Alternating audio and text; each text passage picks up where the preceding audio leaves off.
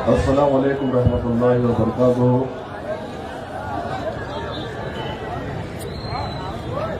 नहमदु व नुसल्ली अला रसूलिल करीम, अम्मा बाद। औज़ु बिल्लाहि मिनश शैतानिर रजीम। बिस्मिल्लाहिर रहमानिर रहीम। शेर नशीन पर तशरीफ फरमा मजलिस इत्तेहादुल मुस्लिमीन के कौमी तर्जुमान वो साबिक़ एमएलए जनाब वारिस पठान साहब, दाइस पर मौजूद सरजमीन गुजरात के जनरल सेक्रेटरी जनाब हमीद भाटी साहब, गोधरा मजलिस इत्तेहादुल मुस्लिमीन के ऑब्जर्वर डॉक्टर रफी साहब, और आपके इस इलाके में मजलिस इत्तेहादुल मुस्लिमीन ने जो अपने उम्मीदवारों को उतारा है, सिराज पठान साहब, इसाक साहब, फैसल सुजेला साहब, हाजी हनीफ साहब, हफ्सा साहिबा, जावेद रशीद साहब, ताहिर मौलवी और सैयद जलाल साहब, और आज के जलसे में मौजूद तमामी मजलिस कायदीन व जिम्मेदारान और पसे पर्दा बैठ कर सुनने वाली मेरे ज़तमात पर्दा नशीन मां और बहनों, आज के जलसा मजलिस इत्तेहादुल मुस्लिमीन की जानिब से मुनक्कद किया गया है। और आप जानते हैं ये एक इंतखाबी जलसा है, और इस जलसे के जरिए से मजलिस इत्तेहादुल मुस्लिमीन यहां आपको एक पैगाम देना चाहती है। चूंकि इलेक्शन का जमाना है और आज स्क्रूटनी का दिन था और फिर कल विड्रा की तारीख है, और इस इंतखाबात में कई जमातें, कई सियासी पार्टी के लोग, कई आजाद उम्मीदवार मैदान में खड़े हैं। कांग्रेस की जानिब से कुछ लोग हैं, तो ये फिरका परस्त जमात भारतीय जनता पार्टी की जानिब से भी कुछ लोग हैं, और आपकी अपनी जमात मजलिस इत्तेहादुल मुस्लिमीन ने पहली मर्तबा इस तारीख की सरजमीन पर अपने उम्मीदवारों को आपकी खिदमत के लिए यहां पर मैदान में उतारा है। इससे पहले कई मर्तबा इलेक्शन हुए और कई वादे कांग्रेस की जानिब से आपके दरमियान में की गई, तो वहीं बीजेपी जैसी फिरकापरस्त जमात यहां पर पिछले 5 वर्ष से 2.5 वर्ष में इक़्तिदार में रही है, यह आप सब जानते हैं। लेकिन आप सोच रहे होंगे कि यहां मजलिस इत्तेहादुल मुस्लिमीन के आने का मकसद क्या था। पहली मर्तबा गुजरात वो सरजमीन जहां पर मुसलमानों की चीखों को पुकार की आवाजें है, वो सरजमीन जो तमाम हिंदुस्तान ही नहीं बल्कि दुनिया के अखबारात ने इस सरजमीन के फसादात को अपनी तारीख की जीनत बनाया था और अपनी सुर्खियों में लिखा था कि वही गुजरात है जहां पर मुसलमानों की नस्ल किसी की गई है, इज्जतों के साथ में खेला गया है, इज्जतों के साथ में खेला गया है, हमारी जानो माल को लूटा गया है, कत्ल और गारतगरी का बाजार यहां पर था।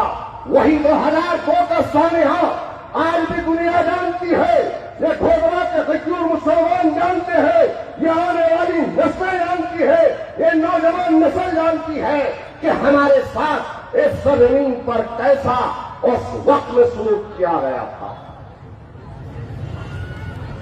अब आप सोचते होंगे कि कई इंतखाबात हुए, लेकिन पहली मर्तबा मजलिस इत्तेहाद मुस्लिमीन ने यहां पर अपनी किस्मत आजमाई का फैसला क्यों किया। हालांकि तारीख गवाह है, अगर यहां पर कुछ बुजुर्ग होंगे या फिर कुछ नामे निगार होंगे या वो लोग होंगे जो अखबारात को देखते हैं पढ़ते हैं, उन लोगों को मालूम है कि 2002 के फसादात में पहली मर्तबा यहां पर आपके और मेरे कायद अलहाज फरसुद्दीन ओवैसी साहब ने इमदाद को लेकर पहुंचा था। 2006 में भी यहां पर यही सरजमीन गुजरात पर असदुद्दीन ओवैसी साहब आए थे, लेकिन उस वक्त इलेक्शन लड़ने का न इरादा था, न ही कोई सियासी फैसला लिया गया था।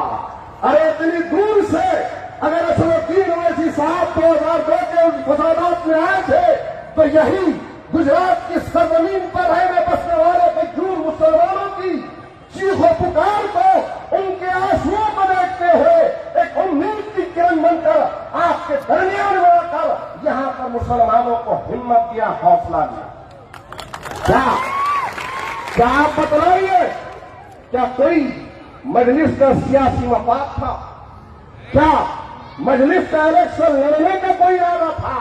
अरे 2002 कब है और आज 2021 है, और आज मजलिस इत्तेहाद मुस्लिमीन ने आपके दरमियान में अपने उम्मीदवारों को अगर उतारा है तो अल्हम्दुलिल्लाह ये सोच के साथ उतारा है कि यहां इंशाअल्लाह ताला मजलिस इत्तेहाद मुस्लिमीन हर शोबे में काम करेगी, हर शोबे में काम करेगी। अरे सबको आजमाए, बीजेपी जैसी फिरका पर जमात, ताज्जुब तो यह होता है कि यहां के मुसलमानों ने, यहां के मासूम लोगों ने वोट दिया था, यहां के लोगों को जीत गए, जीतने के बाद बीजेपी को सपोर्ट किए, बीजेपी को सपोर्ट किए। अब फिर उतरे हैं मैदान में, फिर आए हैं और फिर झोली फैलाकर एक एक इलाके में, जहूरपुरे में, जहूर नगर में, आपके तमाम इलाकों में जा जाकर फिर वही फरियाद है कि हमको वोट दे दो, हम जीत जाएंगे तो ऐसा कर देंगे, हम जीत जाएंगे तो वैसा कर देंगे। वही पुराना बात, वही पुराना जाल, वही लेकर आए हैं। लेकिन मजलिस इत्तेहाद मुस्लिमीन यहां पर आई है तो इंशाअल्लाह ताला हर काम होगा जो पिछले 50 वर्ष में कोई काम नहीं हुआ है। आप मजलिस का साथ दें, इन उम्मीदवारों को उतारे जो हमने मजलिस इत्तेहाद मुस्लिमीन की जानिब से आपके दरमियान में पेश किया है। हम वादा कर रहे हैं इंशाअल्लाह ताला तालीमी मैदान में मजलिस काम करेगी, विकास के मैदान में मजलिस काम करेगी, सेहत के मैदान में मजलिस काम करेगी, और फिर यहाँ किसी खाकी वर्दी वाले से आपको डरने की जरूरत नहीं होगी। यकीनन मेरे भाई, ये जो हालात है, जब हम शहर के अंदर सब शहर में दाखिल हो रहे थे तो पहले ही दिन मैंने डॉक्टर साहब से, हमीद साहब से खुलकर कहा था कि भाई दाखिला हमारा हो रहा है। हम जब गाड़ी में बैठकर वहां आपके उस इलाके से निकलते हुए यहां तक पहुंचे हैं, ताहिर रशीद साहब के मकान पर, तो यहाँ पर पहुंचते वक्त देखा है कि पूरा का पूरा धूल गर्द गुबार गाड़ी की तरफ उड़ रहा था। यह हालत है, ना पानी का सही नजम है, न रास्तों का सही इंतजाम है, न पुख्ता सड़कें बनती है, न यहाँ पर बिजली का इंतजाम है, न इन्होंने हम बच्चों के खेलने के लिए यहाँ पर कोई ग्राउंड, प्ले ग्राउंड का इंतजाम है। कॉर्पोरेशन के स्कूलों की हालत बस से बदतर होती जा रही है। हमारे घर तक जो पानी पहुंचता है उसकी क्या हालत है, आप बतलाएं। कुछ नहीं करते। और आज मजलिस इत्तेहाद मुस्लिमीन आई है तो यही कांग्रेस के सरकारी गुलाम बोल रहे हैं कि ये ऐसे नारे वैसे नारे देते, ऐसे नारे वैसे नारे देते। आप बताएं, नारे तकबीर अल्लाहू अकबर की सदाएं आज हमारे दिलों को झिझोड़ने वाली सदाएं हैं। और आज पूरे हिंदुस्तान को फिर से ये नारा अगर किसी ने याद दिलाया है तो अल्हम्दुलिल्लाह मजलिस इत्तेहादुल मुस्लिमीन आपकी अपनी जमात है। वरना वहां क्या होता, योगी के पास, मोदी के पास, कराची के पास, आपके टकले अमित शाह के पास, वहां तो यही हाथ जोड़ना पड़ता है, हाथ जोड़ना पड़ता है। वहां पर नारे फोड़ो, ये करो, वो करो। अगर हम नारे तकबीर अल्लाहू अकबर की सदा सुनाए तो हम गलत है? आप बतलाइए। अरे हमको पूरा अख्तियार है, हम हिंदुस्तान के बाशिंदे हैं, हम संविधान में रहकर हर बात करेंगे, हम नारा लगाएंगे, कोई नहीं रोक सकता। यही आपके सामने एक मर्द मुजाहिद मजलिस इत्तेहादुल मुस्लिमीन के वारिस पठान मुंबई के इलेक्शन में जीते और जीतने के बाद महाराष्ट्र के असेंबली मुंबई में गए तो उस वक्त भी एक शोषा बहुत जोर से चल रहा था। क्या चल रहा था? भारत माता की जय का नारा। पूरे के पूरे असेंबली में फैल गए, खड़े गए और सब बोल रहे थे नारे लगाओ। उस वक्त इम्तियाज जलील साहब मुंबई की असेंबली में, उस वक्त वारिस पठान साहब मुंबई के असेंबली में, और एक तरफ कांग्रेस भी थी, राष्ट्रवादी कांग्रेस भी थी, कांग्रेसी मुसलमान भी थे, राष्ट्रवादी के मुसलमान भी थे, दीगर पार्टी के मुसलमान भी थे, और सब के सब नारा लगा रहे थे। और फिर शिवसेना की जानिब से, बीजेपी की जानिब से वारिस पठान साहब को जोर दिया जा रहा था कि आप भारत माता की जय का नारा लगाओ। लेकिन अल्हम्दुलिल्लाह बड़ी मजलिस इत्तेहादुल मुस्लिमीन की क़यादत की तालीमात है कि हम सर कटा सकते हैं, सर झुका नहीं सकते। यहाँ पर वारिस पठान ने कहा कि तुम मेरी गर्दन काट दो, तुम मेरी जान ले लो, मैं जय हिंद का नारा दूंगा, लेकिन भारत माता की जय का नारा नहीं दूंगा।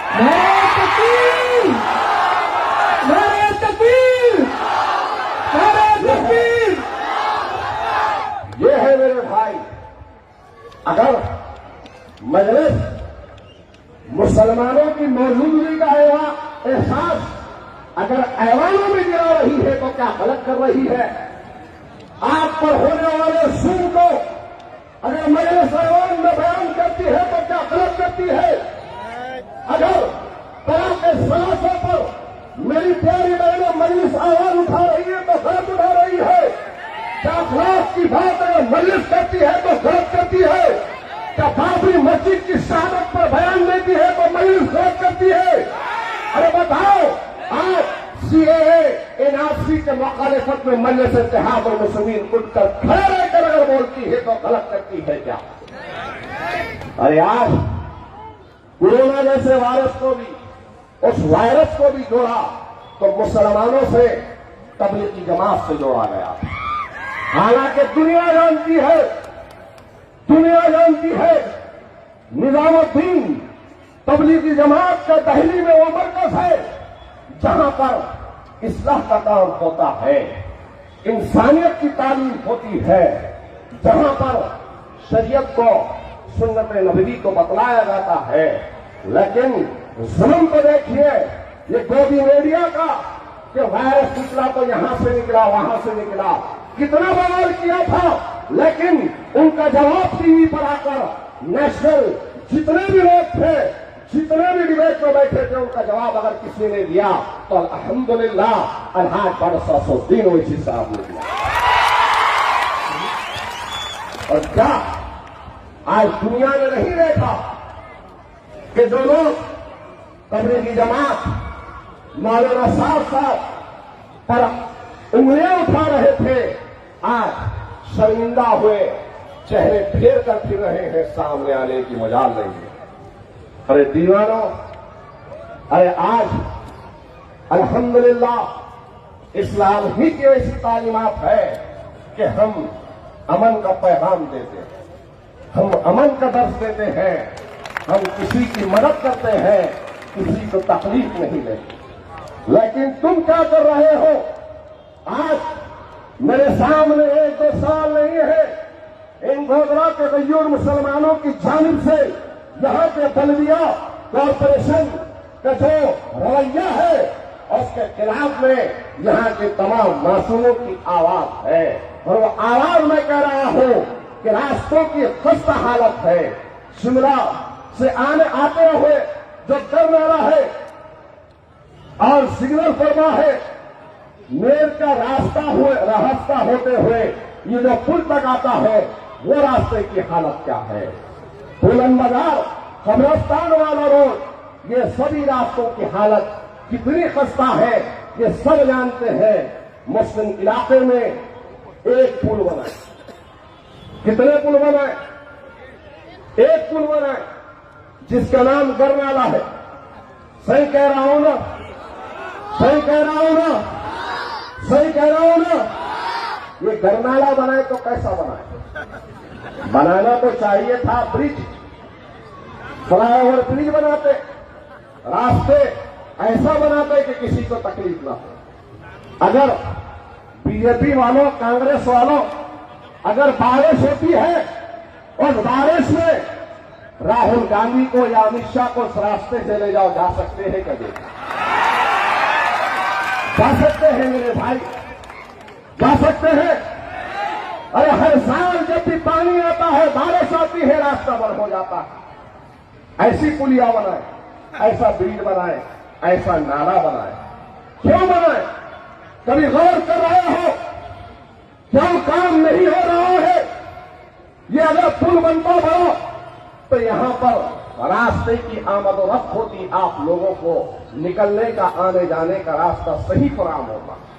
लेकिन फिरका परस्ती की अगर कोई जगह देखने को मिलेगी कॉरपोरेशन की जानिब से, तो वो गिरनाला की तरफ देखने को मिलेगी, जहां पर मुसलमान उस रास्ते, उस पुल के दोनों जानिब, इधर भी और उधर भी अक्सरियत में मुसलमान रहता है। और वहां पर यह सूरत हाल है कि बारिश होती है तो रास्ता बंद हो जाता है, काम ठप हो जाता है, न इधर वाले इधर आ सकते हैं, न यहाँ के लोग वहां जा सकते हैं। तो बताओ, आज तक जिन लोगों को ओढ़ दिया था वो ओढ़ देकर उनसे काम क्या हासिल हुआ? क्या हासिल हुआ मेरे भाई? अगर मैंने ये बात कह रही है तो हम फिरका परस्त हो जाते, अगर हम कह रहे हैं तो हम फिरका परस्त होते। पूरे गोधरा में मुसलमानों की जहां पर अक्सरियत है, एक भी एटीएम नहीं है। गलत है मेरी बात? एटीएम है? एटीएम कहीं नहीं है। और पूरे गोधरा शहर में 9 पुलिस के चौकी है और उसमें से 7 मियाँपुरी के इलाकों में है, नहीं है। हमारे इलाके में है, वहां सिर्फ 2 चौकी है, 7 हमारे अपने इलाके में ये है। और फिर मुस्लिम इलाके, मोहम्मदी महल्ला, जहूरपुरा, मोहम्मदी सोसाइटी, मुस्लिम सोसाइटी 1, ईदगाह महल्ला, दिलवारा प्लाट, रहमत नगर, ये इलाके, ये मुसलमानों के इलाके। यहां पर गए मैं, हमारे जावेद साहब, हमीद साहब, डॉक्टर साहब, ये हमारे कलंदर साहब, एक एक इलाके में जब हम घूम रहे थे उम्मीदवारों को देखते हुए, तो यकीन मानो मेरे भाई, बड़ी तकलीफ हो रही, बड़ी तकलीफ हो रही। और फिर हमारे साथियों ने कहा कि यहां पर होटल देखें आपको रुकने के लिए। तो जब उस इलाके में गए तो वहां के इलाकों के नाम पटेलवाड़ी, सोनीवाड़ा, लालबाग, बाम रोड, ये साइंस कॉलेज के बाजू का जो इलाका है, ये जो बस्ती साइंस कॉलेज को लग के है, कितना डेवलपमेंट है, रास्ते हैं, लाइट है, हर चीज है, बड़ी बड़ी इमारतें हैं, छोटी छोटी गलियों में वहां पर कैसे रास्ते साफ और शफाफ बनाए। क्या यहां पर इस जलसे में सुनने आने वालों से मेरा सवाल है, क्या तुम टैक्स नहीं लेते बल्दिया का? क्या तुम पानी का टैक्स नहीं देते? क्या तुम लाइट का बिल नहीं देते? क्या तुम कॉरपोरेशन से आने वाले तमाम बिल्स को पे नहीं करते हैं? अगर करते हैं तो फिर तुम्हारे साथ कॉरपोरेशन का रवैया ऐसा क्यों है? क्यों तुम्हारे अपने बच्चों के अंदर हमारे मासूम बच्चे दिया गया है, ऐसा नारा बना दिया गया है जहां पर बारिश होते ही वहां से आना जाना बंद हो जाता है। बताओ मुसलमानों, ये जिम्मेदारी किसकी थी? उन लोगों की जिम्मेदारी थी जिनको तुमने वोट देकर क्यों खड़ोते, क्या खड़ोते, ये तो बहुत लंबी कहानी है, वो भी बताऊंगा। वो बताना इसलिए है कि मेरा से इत्तेहाद और मुस्लिमीन किसी के बाप से डरने घबराने वाली जमात नहीं है। यहां हम आए हैं तो अल्हम्दुलिल्लाह इज़हार हक की बोली बोलेंगे और यहां तमाम दलाइल की रोशनी में आपको फैक्ट के साथ मुसलमानों तुम्हारे आंखों को खोलेंगे, क्योंकि गोदरा की सरजमीन एक तारीखी सरजमीन है और एक तारीखी फैसला लो मेरे भाई। यहां पर असदुद्दीन ओवैसी साहब को आकर महिलाओं को तामीर करना नहीं है। यहां पर असदुद्दीन ओवैसी साहब को आकर यहां कोई कारोबार करना नहीं है। मजलिस इत्तेहाद मुस्लिमीन यहां पर आई है तो 800 रुपए पैसा या चंदा मांगने के लिए नहीं आई है। मजलिस यहां पर आई है तो कोई रोटी का आपसे सवाल नहीं कर रही है। मजलिस यहां पर आपकी जायदादों में से आपका हिस्सा मांगने के लिए नहीं आई है। खुदा की कसम मजलिस इत्तेहाद मुस्लिमीन आई है तो हम चाहते हैं कि इंशाअल्लाह ताला यहां पर हैदराबाद की तर्ज पे यहां पर काम तालीमी मैदान में आपको पता है नौजवानों, आपको सुनकर हैरत होगी और खुशी भी होगी।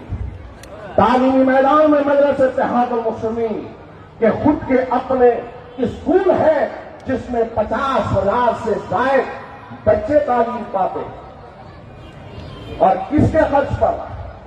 अकबरुद्दीन ओवैसी साहब अपने जाती खर्च पर चलाते। केजी से लेकर नर्सरी से लेकर हाई स्कूल से लेकर जूनियर कॉलेज से लेकर सीनियर कॉलेज से लेकर डिग्री कॉलेज, एमबीबीएस, एमसीए और फिर medical college, Deccan medical college, इन तमाम इदारों को कोई चला रहा है तो मजलिस इत्तेहाद मुस्लिमीन चला रही है। असरा दवाखाना है तो 800 बिस्तरों का 800 बेड का दवाखाना है। ओवैसी हॉस्पिटल है तो 1000 बिस्तरों का 1000 बेड का हॉस्पिटल है। ये किसके लिए? तालीम में सबसे ज्यादा हिंदुस्तान में अगर कई मुसलमानों को, माइनॉरिटीज को, दलितों को, ओबीसी को, आदिवासियों को अगर स्कॉलरशिप नहीं मिलती है तो हैदराबाद में मिलती। अगर कोई हमारा बच्चा पढ़ लिख कर आगे बढ़ता है और इस मुल्क से बाहर बैरूनी मुल्क जाकर पढ़ना चाहता है तो 10 लाख से लेकर 20 लाख रुपए तक उसको वहां पर हुकूमत से लेकर स्कॉलरशिप देने वाली जमात का नाम मजलिस है। कितने काम बच्चों की शादियों पर, शादी मुबारक स्कीम, गरीब बच्चों की शादी के लिए सिर्फ जब शादी होती है कार्ड बताना और कार्ड बताने के बाद में 50,000 से लेकर 1 लाख रुपए शादी को दिए जाते हैं। ये मजलिस काम कर रही है। अरे कोई होगा तो बोलेगा ना, अरे कोई होगा तो बोलेगा ना। जिसका जमीन जिंदा होता है वो आपके आंसुओं को देखता है, आपकी तकलीफ का एहसास उसके दिल में होता है। वो जाकर हुकूमत से लड़ेगा और लड़कर तुम्हारे तमाम मुतालिबात को दिलाएगा। आज सोच रहे हैं कि मजलिस को आने की क्या जरूरत थी? अरे मजलिस का आने का मकसद यहां पर साफ और सीधा है कि हम चाहते हैं कि इंशाअल्लाह ताला इस सरजमीन, गोदरा की सरजमीन से एक ऐसी लीडरशिप उभरे जिसके तमाम के तमाम मुसलमान कायल हो कि हाँ वो लोग इज्जत के साथ में अपना सीना दौरा करते हुए कहे कि हाँ ये हमारा लीडर है, ये हमारी अपनी जमात है, तो हमारे मसाइल पर बल्दिया में लड़ती है और हक मनवा कर छीन कर हमें देती। वरना याद रखो मुसलमानों, आज मजलिस इत्तेहाद मुस्लिमीन असदुद्दीन अवैसी साहब यहां आपके दरमियान में आकर अपना हक अदा कर रहे हैं। अगर फिर भी आपने सही फैसला नहीं लिया तो 5 वर्षों तक, 5 सालों तक आपको सोचना। यह ना देखो कि कितने आएंगे, कैसा होगा, क्या होगा। अरे मजलिस के पास जो सियासी ताकत, सियासी सोच और सियासी दूरंदेशी है, जो सियासी बसीरत है, गोदरा के कज्जूर मुसलमानों, ये हमारे 8 के 8 उम्मीदवारों को और दो। अरे कैसा हम अपना मेयर बनाते फिरने को इंशाअल्लाह होता है। बहुत लोग बोले अरे 8 है, 8 आने से क्या होगा, वहां तो मेजोरिटी 24 की लगती है, 44 है, ऐसा है वैसा है। अरे कैसा भी रहने दो। अरे जहां पर एक ही मर्द है तो फिर सारों की धोतियों का क्या हाल है समझ। मैं करूं किसी से सियासी दानिशमंदी, सियासी दूरंदेशी से काम लो। सही फैसला और सही वक्त आपके हाथ में। इस वक्त को जाने लो, किसी की बात में मत आओ, किसी की मत सुनो, अल्लाह पर तवक्कल करो, मजलिस को ओढ़ लो। इतने वर्षों से सबको ओढ़ दिए ना मेरे भाई, सबको ओढ़ दिए ना, सबको ओढ़ दिए ना। बाबरी मस्जिद को शहीद करने वाली जमात को भी ओढ़ दिए ना। दादा पोता मकोका लगाने वाली पार्टी को भी ओढ़ दिए ना। दिए नहीं दिए? फिर ये फिरका परस्तों के सामने आए, उनको भी आपने ओढ़ दिए। अरे सबको आजमाया, सबको ओढ़ दिए। क्या मजलिस इत्तेहाद मुस्लिमीन को एक वोट नहीं दोगे? मजलिस का साथ नहीं देंगे, मजलिस का साथ नहीं देंगे, मजलिस को